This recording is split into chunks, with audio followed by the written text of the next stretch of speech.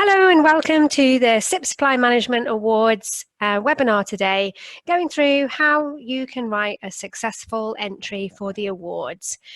So I'm Emma Scott, Representation Manager at CIPS, and I've been managing our global awards portfolio for roughly 6 years now. So I can hopefully give you some insights as being a judge in all of our regions. I've marked thousands and thousands of entries, so we've built up a bit of a database and some insights on what works, what doesn't, what the judges are looking for. So hopefully we can help you pull a winning entry together. So why enter the awards? Why is it important? And there's lots of great reasons really to enter.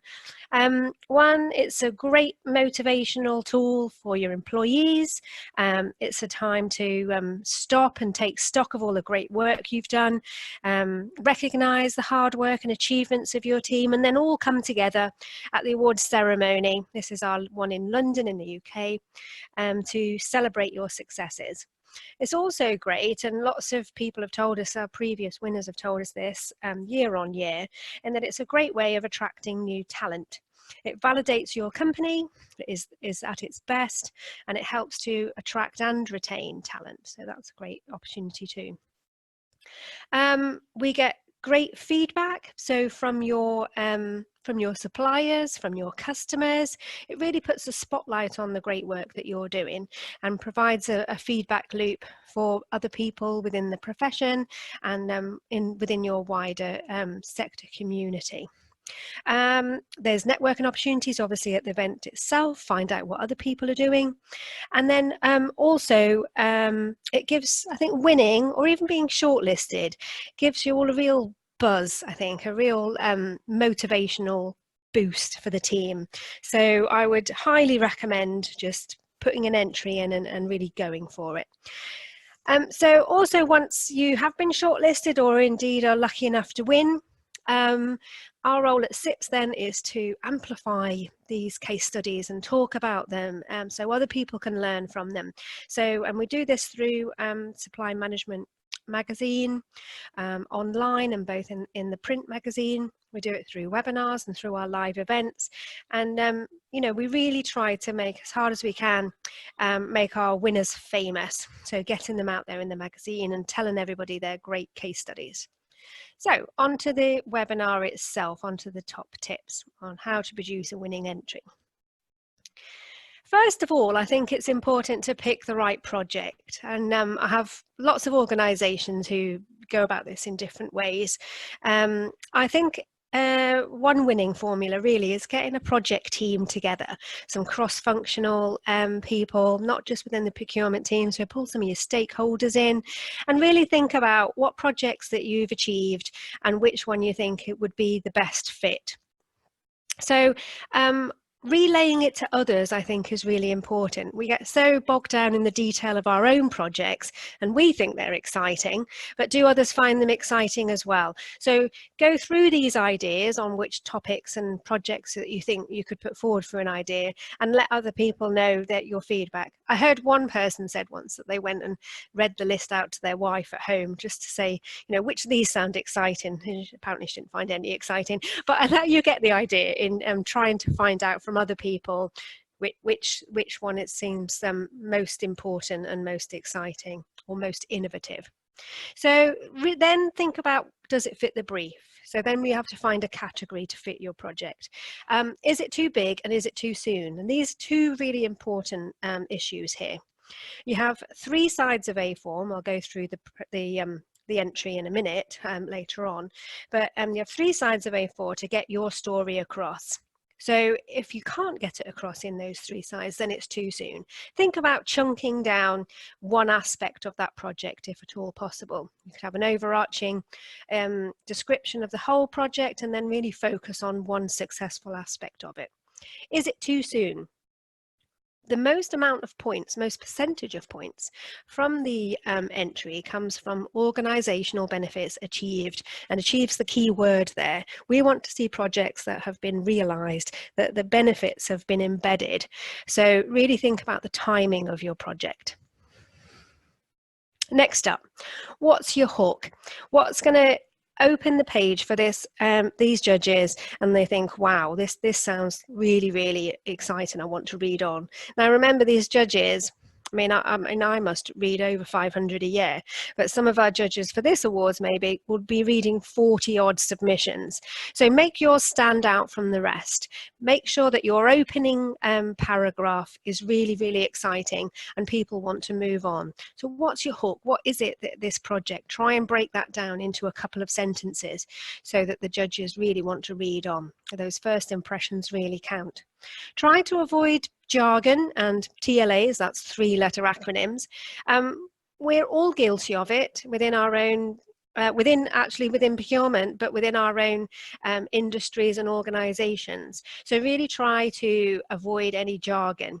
Our judges have a wealth of knowledge. They come from a big procurement background, lots of them from different sectors. We try to have a broad spectrum of judges, but remember, they're not going to know all the jargon. And what you don't want to do is midway through reading your report to have to go to Google to try and find something out. So make sure you use clear language. And think presentation. One where you open it up and it's just a pleasure to read. It's set out nicely under all the headings, just makes it so much easier. What you're trying to avoid here is judges' fatigue. After reading so many, you want to make them carry on and read your submission. Make the judge's job easy. So we ask you to use set headings. I'll go through that in a sec. And please use those. So we ask you to use aims and objectives, planning and execution, best practice, innovation and creativity, and organizational benefits achieved. These are the headings that we ask our judges to score you against. So if you don't have all the facts under those headings, it makes their job so much harder. So let's make it easy for them. Let's make that information there so they can give you the points that you deserve. Use evidence to back up your claims. So I mentioned that the aims and objective, the organizational benefits achieved is really important. So we're looking for some evidence of that. So we want quotes from your senior leadership team or your customers or your suppliers, or we want press releases, or we want articles in the press. Anything like that where it backs up your claims is really, really valuable. And that's where you can use your 3 sides of supporting documents to add to that and refer to them within your main entry. As I said before, quote actual, not predicted results. A few predicted results is fine. We want to see mature projects.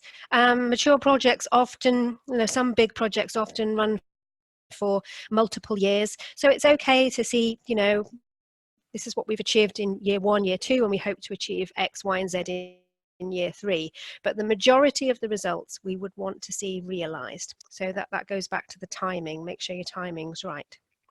And don't break the rules. So we have so many people that will send in 6 sides of A4 rather than 3 sides, or a PowerPoint presentation, or and they think they know a better way of doing it. Our judges' time is precious. It takes up a massive amount of time for them to sit through these submissions. And if I tell them all, if it exceeds 3 sides, then stop reading when you get to 3 sides. So make sure that you stick within those parameters. Another thing that you could consider is using your own internal experts. So, you can go to town on making your entry stand out from others. You can use the template we provide, but you can also make yours stand out from others. That your PR and comms team might be able to help you with the language to keep it concise and relevant. And your marketing team might be able to help with the layout and the style of your submission. This example here, where it's columns, we find as judges particularly easy to read. It's, it's almost like you were reading a magazine or newspaper. For some reason, that's much easier on the eye. In terms of reading lots of submissions. The text looks less daunting, and actually you can fit much more text on the page in that style. So we'll go through some key dates. We're open for entries now, and our deadline is the 17th of February. So there's plenty of time for you to start planning and pulling your submissions together. So next up, I'll go through some of the categories. So let's just go through the categories. So we've revised our categories a bit for this year, but those who entered last year, you'll recognise the themes. We've just simplified the language and made our descriptions a bit easier to understand. So ethical procurement.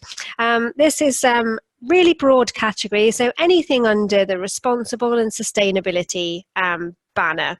So this could include green initiatives, carbon projects, it could include modern slavery and labour rights, anything really under that banner. You could also include supplier diversity within that area too. So public procurement, this is recognising specific public sector projects. The public sector is also welcome to enter any of the other categories, but this is just one specifically for public sector projects. So we're looking at the nuances really that were within the public sector, some of the constraints and challenges and how you've overcome them. Collaborative teamwork, this recognises successful cross-functional teamwork projects, how you've worked internally, built in cross-functional teams to deliver a particular project. People development, we're looking for projects that go above and beyond training people in traditional procurement skills. So it might mean some leadership and mentoring projects that coincide with the procurement skills that you're trying to build, or it might mean communications or internal working, anything really over and above what you're already doing in the procurement space. Technology and innovation, this can be any project really. It doesn't have to be all singing, all dancing IT implementation projects. It could be quite simple in-house projects using technology that have garnered some great results, or it could be using AI, chatbots, anything really. So think big, but also think small but successful projects there too. Diversity and inclusion, we're there looking at recognising diversity and inclusion within procurement teams, how you're developing your team to be more diverse, as well as supplier diversity projects. Procurement consultancy, how you've worked with consultants on particularly complex projects and delivered the results. And the procurement transformation project, we're really looking for a step change within the team on how you've built capacity, how you've influenced more, how you've developed the team and developed a real step change in performance of the procurement function. Procurement Team of the Year, we're recognising high-performing procurement teams, how you've come together as a team to deliver. Risk mitigation, any risk projects really, and you can cast your net really wide here on how you've managed risk within your supply chain, either to mitigate and manage against risk or to optimize on those opportunities for gains. And supplier relationship management, any real projects where you've worked collaboratively with your suppliers, built in some new SRM mechanisms or initiatives to have successful results. And then we have two individual categories. These are open to CIPS members and non-members, and that's Leader of the Year, recognising the most influential procurement leaders, and young talent. So young talent, we're looking for under 30s, up and coming procurement talent. And these both require a 500-word statement from the entrant. You can nominate people if you'd prefer. You don't have to put yourself forward for this, but we do ask that there are testimonials and written consent from if you are nominating somebody. So lots of people backing up your claims and putting the word forward to say that you are a successful leader or young talent. So that is the categories. Okay, so the process itself, we have a panel of independent senior procurement people, as I mentioned, from a broad background, lots of different experience, so the whole panel should be really well rounded. Each mark all the categories in the first round. We use our scoring system, as I mentioned, under the set titles that we use. We ask you to put your submission together in, and each judges decide the shortlist and then the winners for each category. Then we get together to decide the overall winner from those team categories. And the individual entries, they're marked in the first round, and then shortlisted candidates are invited to come for an interview, a telephone interview with the panel, and that will be with a smaller group, say 3-4 judges over the phone, and that's roughly half an hour. And then obviously we all get together at the awards evening to announce the winners. So the submission itself, we ask a maximum of 3 sides of A4 plus 3 sides of supporting materials. Please don't go over that page limit. That's really, really important. The supporting materials, that can be any format, so you could put graphs and charts and pictures and press cuttings, quotes from people, testimonials from clients, anything really can go in that department. So you can really go into town with those 3 sides to support your entry. And then the entry should be divided into the 5 category headings that we mentioned: aims and objectives, planning and execution, innovation and creativity, best practice, and organizational benefits achieved. And as I said, each section is marked out of 5 apart from organizational benefits, where you will get the maximum percentage of scores. So make sure that you really nail that part of the submission. So the Asia Awards are just part of our global portfolio of awards that we have across all of our regions, where we benchmark your organisations against the best in the profession. And as I said, we work really hard to shout out about your successes and showcase your case studies. So all that remains to say is to go for it. Get that team together, get those ideas going, and start putting pen to paper. And good luck.